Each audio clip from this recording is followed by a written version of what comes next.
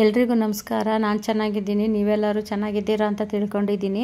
ಯಾರೆಲ್ಲ ನನ್ನ ಚಾನಲ್ ನೋಡ್ತಿದ್ದೀರಾ ದಯವಿಟ್ಟು ಸಬ್ಸ್ಕ್ರೈಬ್ ಮಾಡಿ, ಒಂದು ಲೈಕ್ ಕೊಡಿ. ಬನ್ನಿ ಇವತ್ತಿನ ವ್ಲಾಗ್ ಸ್ಟಾರ್ಟ್ ಮಾಡೋಣ. ನಾನು ಫ್ರೈಡ್ ರೈಸ್ ಮಾಡ್ತಾಯಿದ್ದೀನಿ. ಇವತ್ತು ಫ್ರೈಡ್ ರೈಸ್ ಮಾಡೋದಕ್ಕೆ ಏನೇನು ಬೇಕು ಅಂತ ನೋಡೋಣ ಬನ್ನಿ. ಒಂದು ಬೌಲು ರೈಸ್ ತಗೊಂಡಿದ್ದೀನಿ. ಮುಂಚೆನೇ ರೈಸ್ ಮಾಡಿ ಇಟ್ಕೋಬೇಕು. ನೀವಿಲ್ಲ ರಾತ್ರಿ ಅನ್ನ ಇದ್ರೂ ಮಾಡ್ಕೊಂಡ್ರೂ ನಡೆಯುತ್ತೆ. ರೈಸು ಹುಡಿಯಾಗಿ ಮಾಡ್ಕೊಬೇಕು. ಒಂದು ಕಪ್ಪು ಕ್ಯಾಪ್ಸಿಕಮ್ಮು, ಇದು ನಮ್ಮ ಗಾರ್ಡನಲ್ಲೇ ಬೆಳೆದಿರೋಂಥ ಕ್ಯಾಪ್ಸಿಕಮ್ಮು. ಒಂದು ಕಪ್ಪು ಈರುಳ್ಳಿ, ಒಂದೆರಡು ಸ್ಪೂನು ಪೆಪ್ಪರ್ ಪೌಡ್ರು, 2 ಸ್ಪೂನು ಶುಂಠಿ ಬೆಳ್ಳುಳ್ಳಿ ಪೇಸ್ಟು, ಅರ್ಧ ಹೋಳು ನಿಂಬೆಹಣ್ಣು, 1-2-3 ಹಸಿಮೆಣಸಿನ್ಕಾಯಿ, 1-2 ಸ್ಪೂನು ಧನಿಯಾ ಪೌಡ್ರು, ಸ್ವಲ್ಪ ಬೀನ್ಸು, ಒಗ್ಗರಣೆಗೆ ಎಣ್ಣೆ, ರುಚಿಗೆ ತಕ್ಕಷ್ಟು ಉಪ್ಪು. ನೀವು ತರಕಾರಿ ಹೆಚ್ಚಿಗೆ ಬೇಕಾದರೂ ಹಾಕೋಬೋದು. ನನ್ನ ಇರೋಷ್ಟನ್ನ ನಾನು ಹಾಕ್ಕೊಂಡಿದ್ದೀನಿ. ನಿಮಗೆ ಇದ್ರೂ ಜಾಸ್ತಿ ತರಕಾರಿ ಹಾಕೊಳ್ಳಿ. ಇಲ್ಲ ಅಂತ ಅಂದರೆ ಇರೋದ್ರಲ್ಲೇ ಮಾಡ್ಕೊಳ್ಳಿ, ಏನು ತೊಂದರೆ ಏನಿಲ್ಲ. ಎಷ್ಟಿರುತ್ತೋ ಅಷ್ಟರಲ್ಲೇ ನಾವು ಮಾಡ್ಕೋಬೋದು. ನಾನು ಇಬ್ಬರಿಗಾಗೋಷ್ಟನ್ನ ಮಾಡ್ತಾ ಇದ್ದೀನಿ. ಸ್ಟವ್ ಹಚ್ತಾ ಇದ್ದೀನಿ. ಸ್ಟವ್ ಹಚ್ಚಾಯಿತು. ಈಗ ಬಾಣಲಿ ಇಡೋಣ. ಬಾಣಲಿ ಸ್ವಲ್ಪ ಬಿಸಿಯಾಗಲಿ. ನೋಡಿ, ಬಾಣಲಿ ಬಿಸಿಯಾಗೈತೆ. ಈಗ ಎಣ್ಣೆ ಹಾಕೋಣ.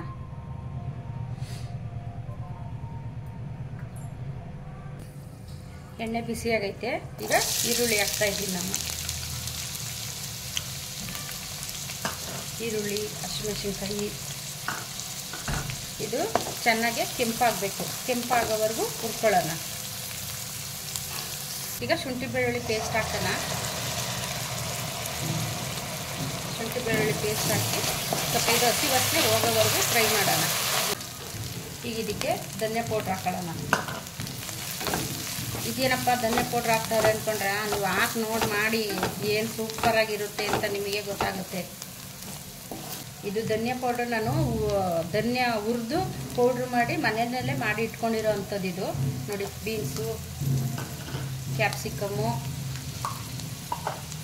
ಹಾಕಿ ಒಂದು ಮಿಕ್ಸ್ ಕೊಡೋಣ. ಇದಕ್ಕೊಂಚೂರು ಗರಂ ಮಸಾಲ ಹಾಕೊಳ್ಳೋಣ. ನಾವು ಮನೆಯಲ್ಲೇ ಮಾಡ್ಕೊಂಡು ತಿಂದರೆ ತುಂಬ ಚೆನ್ನಾಗಿರುತ್ತೆ. ಹೋಟೆಲಲ್ಲೆಲ್ಲ ಎಂತೆಂಥ ಎಣ್ಣೆ ಹಾಕ್ತಾರೋ ಏನೋ, ಹಂಗಾಗಿ ನಾವು ಮನೇಲಿರೋ ಅಂಥ ಪದಾರ್ಥನೇ ಉಪಯೋಗಿಸ್ಬಿಟ್ಟು ನಾವು ಮಾಡಿದ್ರೆ ಆರೋಗ್ಯನೂ ಚೆನ್ನಾಗಿರುತ್ತೆ. ಒಳ್ಳೆ ರೆಸಿಪಿನೂ ಮಾಡ್ಕೊಂಡು ತಿನ್ಬೋದು ನಾವು. ರುಚಿಗೆ ತಕ್ಕಷ್ಟು ಉಪ್ಪು ಹಾಕ್ತಾ ಇದ್ದೀನಿ. ರೈಸಿಗೆ ಹಾಕೊಂಡಿರ್ತೀವಿ ಉಪ್ಪು, ನೋಡಿ ಹಾಕೊಳ್ಳಿ. ಇದಕ್ಕೆ ನಿಮ್ಗೆ ಎಷ್ಟು ಬೇಕು ಅಂತ ನೋಡಿ ಹಾಕೊಳ್ಳಿ. ಇದು ತರಕಾರಿ ಎಲ್ಲನೂ ಚೆನ್ನಾಗಿ ಬೇಯಿಸ್ಕೋಬೇಡಿ. ಅದು ಸ್ವಲ್ಪ ತಿನ್ನೋಕ್ಕೆ ಕ್ರಂಚಿ ಆಗಿದ್ರೇ ತುಂಬ ಚೆನ್ನಾಗಿರುತ್ತೆ. ಜಾಸ್ತಿ ಬೇಯಿಸ್ಕೊಳಕ್ಕೆಲ್ಲ ಹೋಗಬೇಡಿ. ಈಗ ಇದಕ್ಕೆ ರೈಸ್ ಹಾಕೋಣ.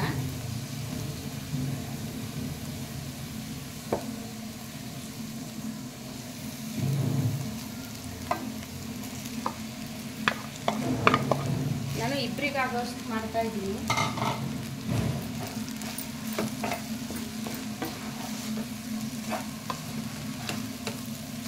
ಈಗ ಹೋಟೆಲಲ್ಲಾದರೆ ಕಲ್ಲರು, ಟೇಸ್ಟಿಂಗ್ ಪೌಡ್ರು ಎಲ್ಲ ಹಾಕ್ತಾರೆ. ಮನೆಯಲ್ಲೇ ಆದರೆ ನಾವು ಯಾವ ಟೇಸ್ಟಿಂಗ್ ಪೌಡ್ರು ಹಾಕಲ್ಲ, ಏನೂ ಇಲ್ಲ. ಮನೆಯಲ್ಲೇ ಇರೋದ್ರಲ್ಲೇ ಮಾಡಿಕೊಂಡ್ರೆ ಆರೋಗ್ಯನೂ ಚೆನ್ನಾಗಿರುತ್ತೆ ನಮಗೆ. ನೋಡಿ, ಈಗ ನಿಂಬೆ ಹುಳಿ ಹಾಕೊಳ್ಳೋಣ. ಈ ವೆನಿಗರು ಎಲ್ಲ ಹಾಕಲ್ಲ ನಾನು.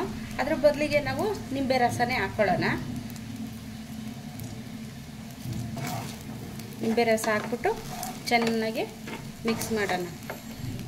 ನನ್ನ ಫೇವ್ರೇಟು ಇದು ಫ್ರೈಡ್ ರೈಸು. ಆ ಹೋಟೆಲಲ್ಲೆಲ್ಲ ಯಾಕೋ ನನಗೆ ಸೆಟ್ ಆಗೋದೇ ಇಲ್ಲ. ಹಾಗಾಗಿ ನಾವು ಮನೆಯಲ್ಲೇ ಮಾಡ್ಕೊತೀವಿ.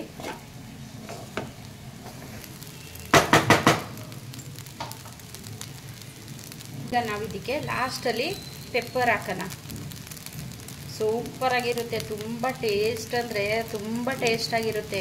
ನೀವೊಂದ್ಸರಿ ಟ್ರೈ ಮಾಡಿ ನೋಡಿ, ನೀವೇ ಹೇಳ್ತೀರಾ ವಾವ್ ಸೂಪರು ಅಂತ ಹೇಳ್ತೀರಾ. ನೋಡಿ, ಈಗ ಪೆಪ್ಪರ್ ಎಲ್ಲ ಹಾಕಾದ್ಮೇಲೆ ಚೆನ್ನಾಗಿ ಮಿಕ್ಸ್ ಮಾಡ್ಕೊಳ್ಳಿ. ಈ ಥರ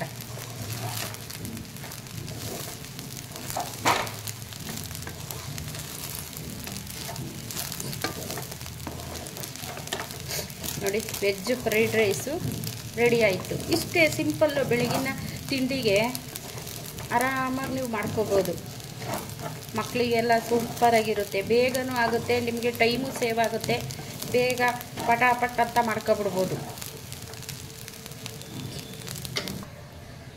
ನೋಡಿ ಈಗ ವೆಜ್ ಫ್ರೈಡ್ ರೈಸ್ ರೆಡಿ ಆಯಿತು. ನಾನೀಗ ಸ್ಟವ್ ಆಫ್ ಮಾಡ್ತಾ ಇದ್ದೀನಿ. ಆಫ್ ಮಾಡಿ ಇವಾಗ ಎತ್ಕೊತಿದ್ದೀನಿ. ವೆಜ್ ಫ್ರೈಡ್ ರೈಸು ರೆಡಿ ಆಯಿತು. ಸೂಪರಾಗಿರುತ್ತೆ. ನೀವು ಟ್ರೈ ಮಾಡಿ. ಈ ರೆಸಿಪಿ ಇಷ್ಟ ಆದರೆ ಏನು ಮಾಡಬೇಕು ಹೇಳಿ? ಒಂದು ಲೈಕ್ ಮಾಡಬೇಕು, ಸಬ್ಸ್ಕ್ರೈಬ್ ಮಾಡಬೇಕು, ಹಾಗೆ ಪೂರ್ತಿ ವಿಡಿಯೋ ನೋಡಿ ನನಗೆ ಸಪೋರ್ಟ್ ಮಾಡಬೇಕು. ನಿಮ್ಮ ಸಪೋರ್ಟ್ ನನಗೆ ತುಂಬ ಮುಖ್ಯ. ಇಲ್ಲಿಗೆ ಈ ವ್ಲಾಗ್ ಎಂಡ್ ಮಾಡ್ತಾ ಇದ್ದೀನಿ. ಮುಂದೆ ವ್ಲಾಗ ಸಿಗ್ತೀನಿ. Take care. ಬಾಯ್.